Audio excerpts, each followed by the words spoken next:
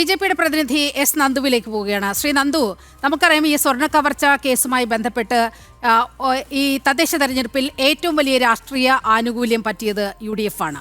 ഇപ്പോൾ അത് തിരിച്ചറിഞ്ഞുകൊണ്ട് തന്നെ UDFനെ ആ സ്വർണ്ണ കവർച്ചയുമായി ബന്ധിപ്പിക്കാൻ ചില കാര്യങ്ങൾ LDF പ്രചരിപ്പിക്കുകയാണ്. ഇന്ന് MP രാജേഷാണ് അത്തരത്തിൽ ആരോപണങ്ങളുമായി വന്നത്. ഏറ്റവും പ്രധാനപ്പെട്ടത് KC വേണുഗോപാലിൻ്റെ സമയത്താണ് പോറ്റി മല കയറുന്നത് എന്ന്. രണ്ടാമത്തെ വിഷയം എന്ന് പറയുന്നത് ഈ കൊടിമരം, ഒരു പ്രശ്നവുമില്ലാതിരുന്ന കൊടിമരം അവിടെ നിന്ന് മാറ്റി പണി കഴിപ്പിക്കാൻ തീരുമാനിച്ചത് UDFൻ്റെ കാലത്താണ്. അപ്പോൾ അയ്യപ്പൻ്റെ സ്വർണം കക്കാൻ വേണ്ടി ചില നീക്കങ്ങൾ അവരുടെ സമയത്തും ഉണ്ടായി എന്നത് സ്ഥാപിക്കാനുള്ള ചില ശ്രമങ്ങൾ കൂടി നടക്കുകയാണ്. എങ്ങനെയാണ് ഈ ഇടത് വലത് മുന്നണികളുടെ ഇക്കാര്യത്തിലുള്ള നീക്കങ്ങളെ കാണേണ്ടത്? അല്ല, നമ്മൾ ഇതിനകത്ത് കോൺഗ്രസിൻ്റെ ഒരു മൗനം വളരെ ഗൗരവത്തോടു കൂടി കാണേണ്ടതാണ് എന്നുള്ള കാര്യത്തിൽ തർക്കമില്ല. കാരണം ഏതൊരു വിഷയം വരുമ്പോഴും അത് വളരെ പെട്ടെന്ന് തന്നെ പ്രതികരിക്കുന്നയാളാണ് കേരളത്തിൻ്റെ പ്രതിപക്ഷ നേതാവ്. അതിപ്പോൾ കഴിഞ്ഞ ദിവസം നമ്മൾ അദ്ദേഹത്തിൻ്റെ പുനർജനിയുമായി ബന്ധപ്പെട്ടിട്ടുള്ള വിഷയം വന്നപ്പോൾ അദ്ദേഹം ആദ്യം മാധ്യമങ്ങളുടെ മുൻപാകെ വന്നിട്ട് പറഞ്ഞത് പേടിച്ചു എന്ന് പറഞ്ഞേക്ക് വിജയനോട് എന്ന് പറയുന്ന ഒരു ആത്മവിശ്വാസം ഉണ്ടായിരുന്നു. പക്ഷേ സോണിയാഗാന്ധിയുടെ പടവും ഈ പറയുന്ന UDF കൺവീനറുടെയും അതുപോലെ തന്നെ പത്തനംതിട്ട MP-യുടെയും പ്രയാർ ഗോപാലകൃഷ്ണൻ്റെയും അതുപോലെ ഈ പറയുന്ന രണ്ട് കള്ളന്മാരുടെയും ഒപ്പം നിൽക്കുന്ന ആ ചിത്രം പുറത്തു വന്നതിന് ശേഷം കേരളത്തിൻ്റെ പ്രതിപക്ഷ നേതാവിന് മിണ്ടാട്ടം മുട്ടിയിട്ടുണ്ട് എന്നുള്ള കാര്യത്തിൽ ഒരു തർക്കവും വേണ്ട. കേരളത്തിലെ കോൺഗ്രസിൻ്റെ നേതാക്കന്മാർ ആദ്യത്തെ 10 ദിവസം അല്ലെങ്കിൽ 4-5 ദിവസങ്ങളിൽ ഈ പറയുന്ന ഫോട്ടോയെക്കുറിച്ചുള്ള ചോദ്യങ്ങളോട് മൗനം പാലിച്ചത് തന്നെ ഇതിനകത്ത് കൃത്യമായ കോൺസ്പിറസിയിൽ ഈ പറയുന്ന കോൺഗ്രസ് എന്ന് പറയുന്ന സംവിധാനം ഉണ്ട് എന്നുള്ളതിൻ്റെ ഏറ്റവും വലിയ തെളിവാണ്. ബിഹൈൻഡ് ദ കർട്ടൻ നമ്മളിപ്പോൾ പത്മകുമാറിനെ കുറിച്ചും അതുപോലെ കടകംപള്ളിയെക്കുറിച്ചും വാസവനെക്കുറിച്ചും CPM-നകത്ത് പറയുമ്പോൾ ബിഹൈൻഡ് ദ കർട്ടൻ ഒരു വലിയ തിമിംഗലം ഉണ്ട് എന്ന് നമ്മൾ പറയുന്നത് പോലെ തന്നെ ഇതിനകത്ത് ബിഹൈൻഡ് ദ കർട്ടൻ ആരാണ്? നിങ്ങൾ നോക്കൂ, KC വേണുഗോപാലിൻ്റെ പേര് പറയുന്നതോടുകൂടി കോൺഗ്രസ് എന്ന് പറയുന്ന സംവിധാനം തന്നെ ആകെ നിർജീവമായി മാറുകയാണ്. ഒരു സംസ്ഥാനത്തെ ഒരു പ്രധാനപ്പെട്ട മന്ത്രി നേരിട്ട് ഒരു മാധ്യമത്തിൻ്റെ മുന്നിൽ നിന്നുകൊണ്ട് കോൺഗ്രസിനെ വെല്ലുവിളിക്കുകയാണ്. നിങ്ങൾക്ക് ധൈര്യമുണ്ടോ ഇനി ശബരിമല സ്വർണ്ണക്കള്ളക്കടത്ത് വിഷയം ഉയർത്താനുള്ള തൻ്റെ ഇടം കോൺഗ്രസിനുണ്ടോ എന്ന് ഡയറക്റ്റായി വെല്ലുവിളിച്ചിട്ട് 24 മണിക്കൂറിലേക്ക് കടക്കുമ്പോഴും സംസ്ഥാനത്തിൻ്റെ പ്രതിപക്ഷ നേതാവോ കോൺഗ്രസിൻ്റെ പ്രധാനപ്പെട്ട ഏതെങ്കിലും ഒരു നേതാവോ അതിന് മറുപടി പറയാൻ തയ്യാറാവുന്നില്ല.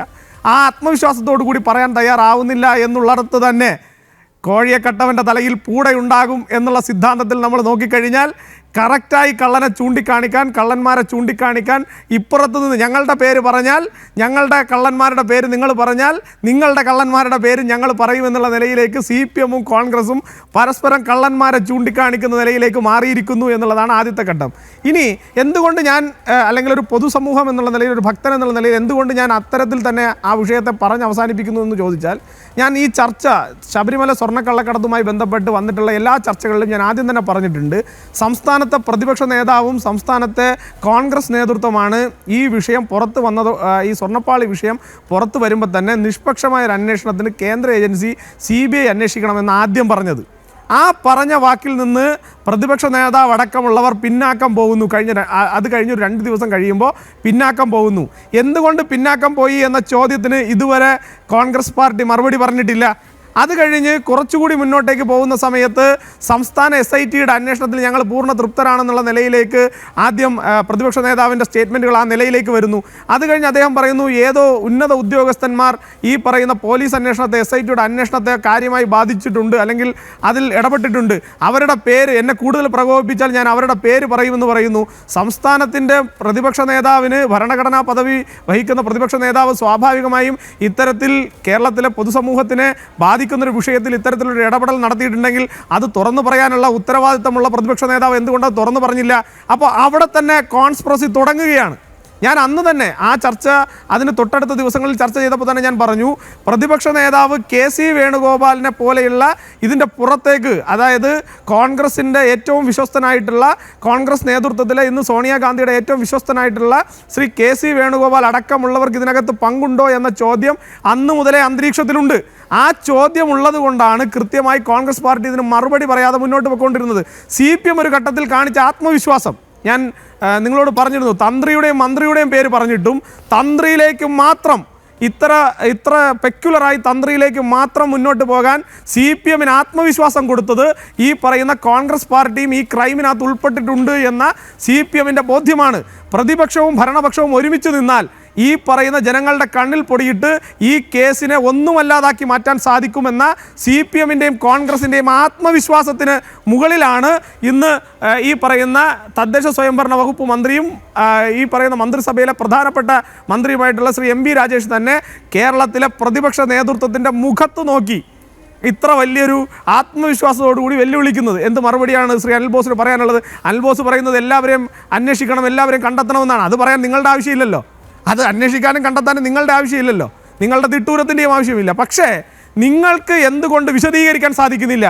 ഈ പറയുന്ന കോൺഗ്രസിൻ്റെ സൂപ്പർ പ്രധാനമന്ത്രിയായിരുന്ന ഈ പറയുന്ന സോണിയാഗാന്ധിയുമായി ബന്ധപ്പെട്ട് സോണിയാഗാന്ധിയുടെ വസതിയിലേക്ക്, അതീവ സുരക്ഷാ മേഖലയിലേക്ക് ഇത്തരത്തിൽ 2 കള്ളന്മാരെ നിങ്ങളുടെ ഇന്നത്തെ UDF-ൻ്റെ ചെയർമാനായിട്ടുള്ള ശ്രീ അടൂർ പ്രകാശും അതുപോലെ തന്നെ നിങ്ങളുടെ പത്തനംതിട്ട MP ആയിട്ടുള്ള ആൻറ്റോ ആൻ്റണിയും അതുപോലെ നിങ്ങളുടെ ദേവസ്വം ബോർഡ് മന്ത്രിയായിരുന്നിട്ടുള്ള ഈ പറയുന്ന പ്രയാർ ഗോപാലകൃഷ്ണൻ ഉൾപ്പെടെയുള്ള ആളുകൾ എന്തിനു വേണ്ടി കൊണ്ടുപോയി എന്ന ചോദ്യം വളരെ പെക്യുലറായി നിൽക്കുന്നു കേരളത്തിൻ്റെ പൊതുസമൂഹത്തിൻ്റെ മുന്നിൽ. എന്തുകൊണ്ട് നിങ്ങൾ അതിനെ അഡ്രസ്സ് ചെയ്യുന്നില്ല?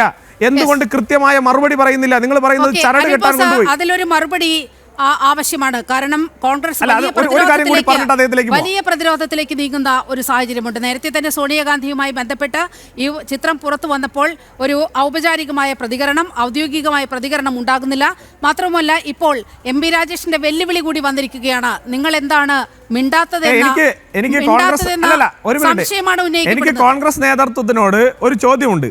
അദ്ദേഹം ആ വെല്ലുവിളി വിളിക്കുന്ന ദിവസം ഇന്നാണ്. ഇന്ന് 1-ാം തീയതിയാണ്. ഇന്നലെ മകരവിളക്ക് ദിവസമായിരുന്നു. മകരവിളക്ക് പോലെ ശബരിമലയിലെ ഏറ്റവും പ്രധാനപ്പെട്ട ദിവസം കോൺഗ്രസ് പാർട്ടി വിഷയത്തെ ഡൈവേർട്ട് ചെയ്യാൻ മറ്റൊരു സമരത്തിലേക്ക് പോയി എന്ന ആത്മവിശ്വാസത്തിൽ നിന്നുകൊണ്ടാണ് ഇന്ന് MB രാജേഷ് വെല്ലുവിളിക്കുന്നത്. അല്ലെങ്കിൽ ഇന്നലെ കോൺഗ്രസ് പാർട്ടി നടത്തേണ്ടിയിരുന്ന സമരം എന്തായിരുന്നു? കോൺഗ്രസ് പാർട്ടി ഇന്നലെ ശബരിമല വിഷയത്തിൽ നിന്ന് ഒളിച്ചോടി എന്ന ഉറപ്പിൽ നിന്നുകൊണ്ടാണ് ഇന്ന് അദ്ദേഹം ഇത് ചെയ്യുന്നത്.